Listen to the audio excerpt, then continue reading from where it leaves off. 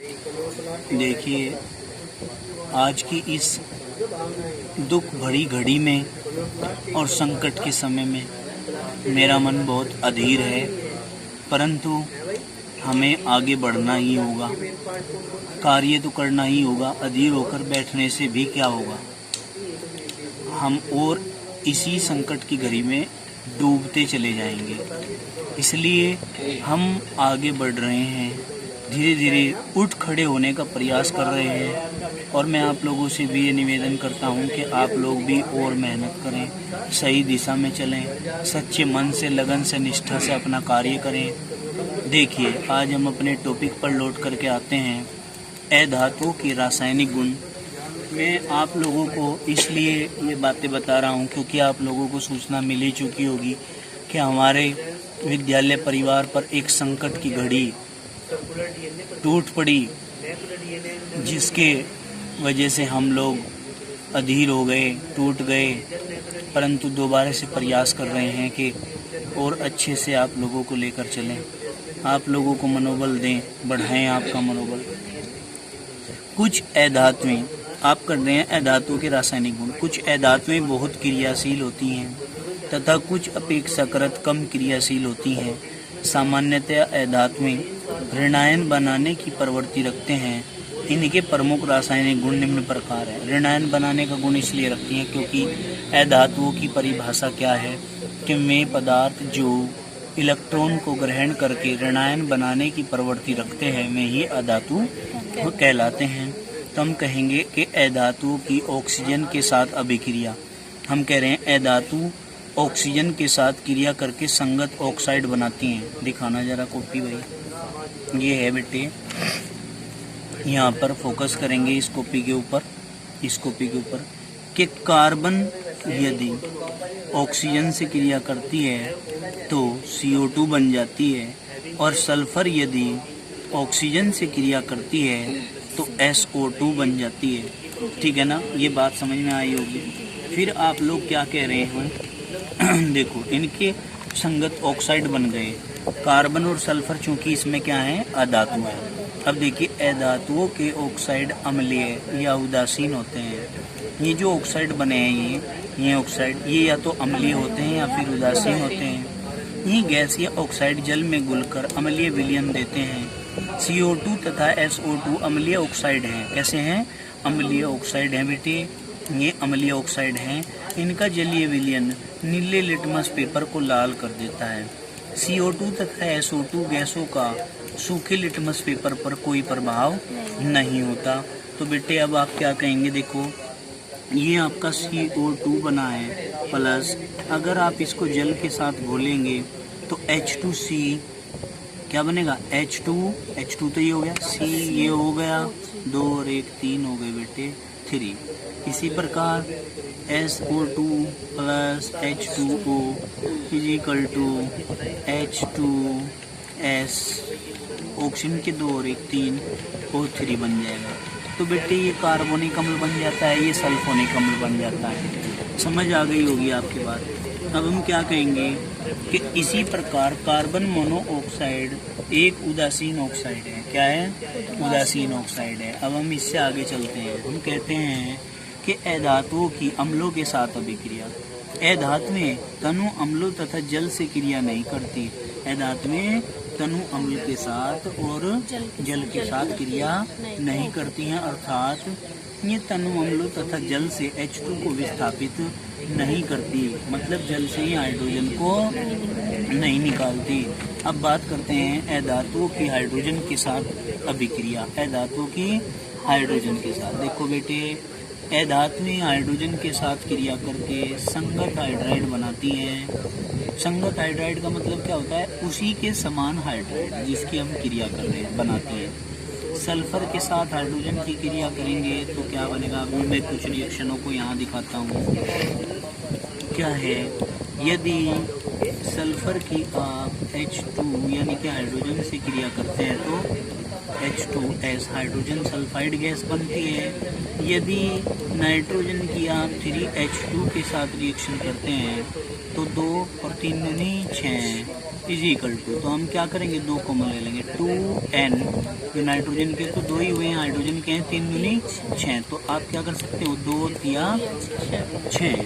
तो बेटे ऐसे ही आप Cl2 की प्लस H2 के साथ रिएक्शन करते हैं तो क्या होगा, 2 कॉमन ले लो, 2HCl बन जाएगा। ठीक है बेटे, ऐसे ही आप H2 प्लस O2 की यदि रिएक्शन करते हैं, क्योंकि ऑक्सीजन भी क्या है, अधातु, क्लोरीन क्या है, अधातु, नाइट्रोजन क्या है, अधातु, सल्फर क्या है, अधातु, तो इसके 2 माइनस के 2 होते हैं ना इसके ऊपर, तो 2 दूनी कितने हो गए, 4, इसके ऊपर प्लस का 1 होता है, तो 2 एकम 2, और हमें 4 करने के लिए 2 दूनी 4 और 4 एकम 4।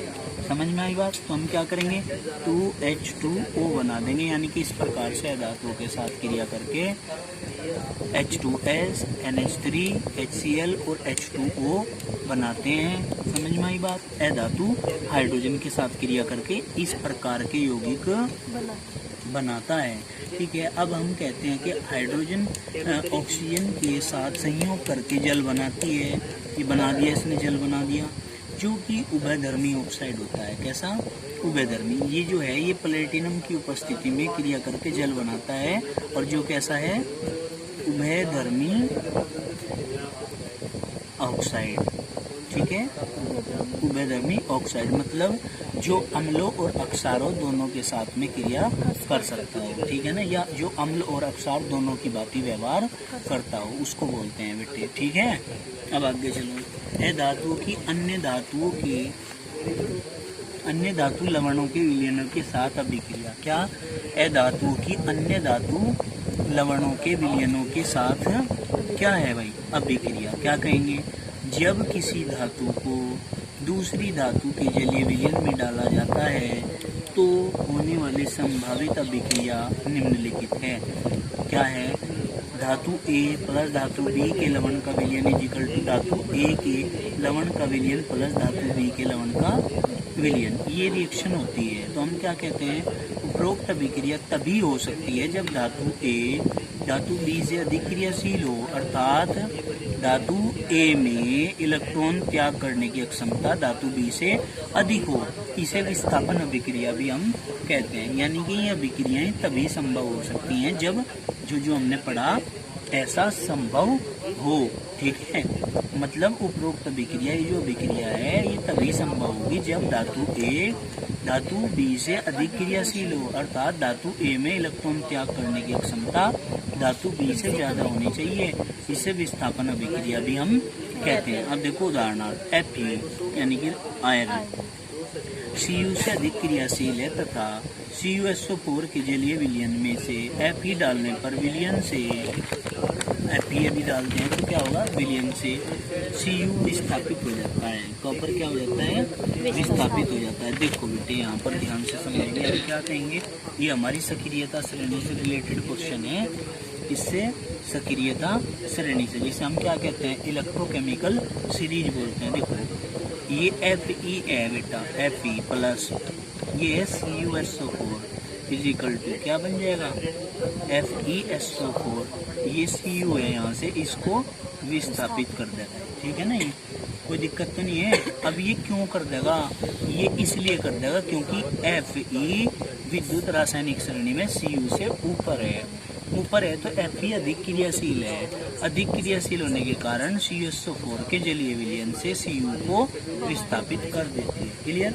इसी आधार पर Zn CuSO4 से Cu तथा FeSO4 से Fe को विस्थापित कर देती है। इसी प्रकार इसने कहा कि जो Zn है ना, Zn वो FeSO4 से Fe को अलग कर देगा और Zn CuSO4 से Cu को अलग विस्थापित कर देगा। क्यों? क्योंकि Zn दोनों से ही ज़्यादा शक्तिशाली है। ठीक है, क्या क्रियाशील है। अब देखो सक्रियता श्रेणी। सक्रियता श्रेणी में क्या कहेंगे, इलेक्ट्रोकेमिकल सीरीज ECS। क्या कहेंगे, सभी धातुओं की अभिक्रियाशीलता की दर अलग अलग होती है।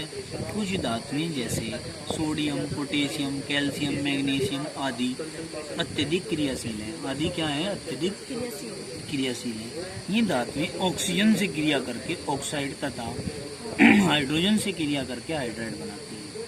ठीक है, कोई दिक्कत तो नहीं है भाई। ऑक्सीजन से क्रिया करके ऑक्साइड और हाइड्रोजन से क्रिया करके हाइड्राइड बनाते हैं। तो देखो बेटा, अब यहाँ देखो, कुछ धातु अपेक्षाकृत कम क्रियाशील होती हैं, जैसे कि एल्यूमिनियम, आयरन, जिंक, लेड आदि। परंतु कुछ धातुएं तो बिल्कुल कम क्रियाशील होती हैं। जैसे कौन कौन है बेटे में जो कम क्रियाशील हो? जैसे कॉपर, मरकरी, सोना, चांदी। धातुओं की अभिक्रियाशीलता उनके इलेक्ट्रॉन देने की प्रवृत्ति पर निर्भर करती है। इनकी जो क्रियाशीलता होती है वो इस चीज़ पर डिपेंड करती है कि इलेक्ट्रॉन कितनी तेजी से देते हैं।